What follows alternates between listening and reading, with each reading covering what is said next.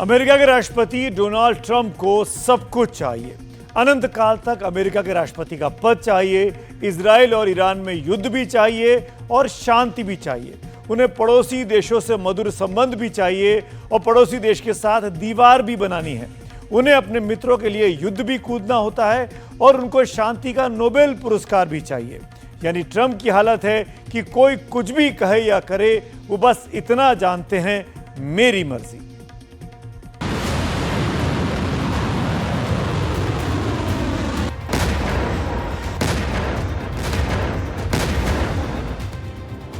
युद्ध रहेगा या शांति रहेगी,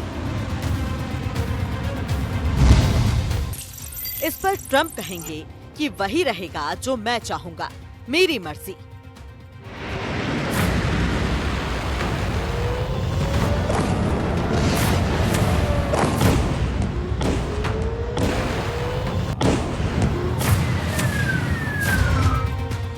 किसी अंतर्राष्ट्रीय समूह में कौन आ रहा है, कौन जा रहा है, इससे अमेरिका को कोई मतलब नहीं।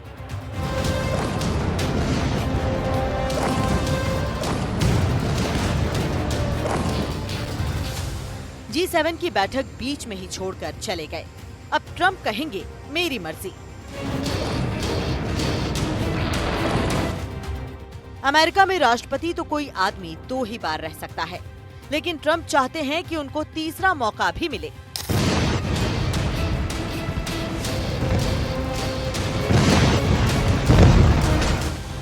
अब इसके लिए कानून बदलना होगा, लेकिन ट्रंप कहेंगे मेरी मर्जी।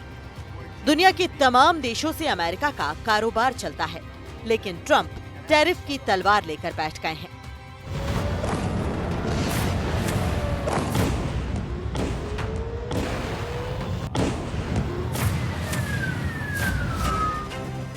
पूछा गया कि ऐसे कैसे एक तरफा टैरिफ लगा देंगे, तो ट्रंप का जवाब था मेरी मर्जी। और इन सब के बीच ट्रंप की मर्जी का काम नहीं हुआ या थोड़ा कम ज्यादा हो गया तो ट्रंप गाली देने लगेंगे। आखिर मेरी मर्जी का मामला जो ठहरा।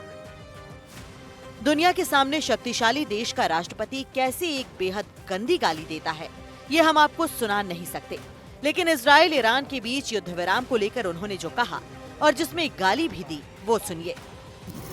Israel, as soon as we made the deal, they came out and they dropped a load of bombs, the likes of which I've never seen before.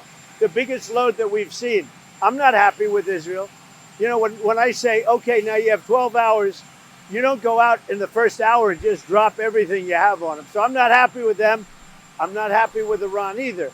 But I'm really unhappy if Israel's going out this morning because the one rocket that didn't land, that was shot, perhaps by mistake, that didn't land.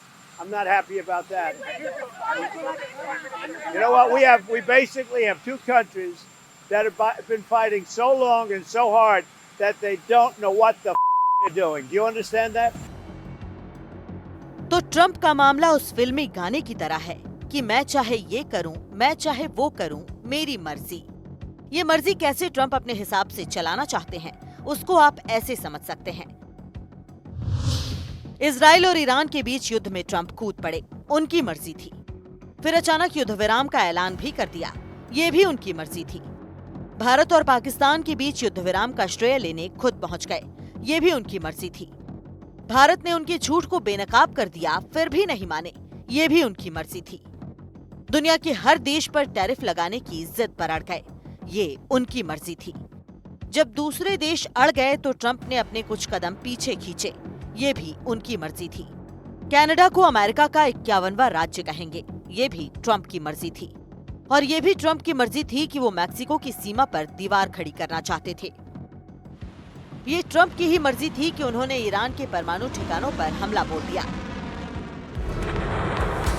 A short time ago, the U.S. military carried out massive precision strikes on the 3 key nuclear facilities in the Iranian regime, Fordow, Natanz, and Esfahan.